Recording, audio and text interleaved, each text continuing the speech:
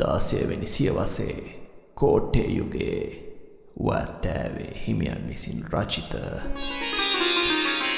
ගුත්තිල කාව්‍ය.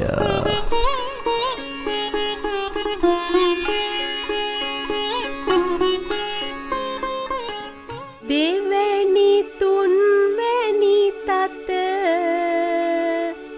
සතරවන පස්වැනි තත සවන සත්වැනි තත මෙසේ සිඳි සඳ මේ අප බෝසත.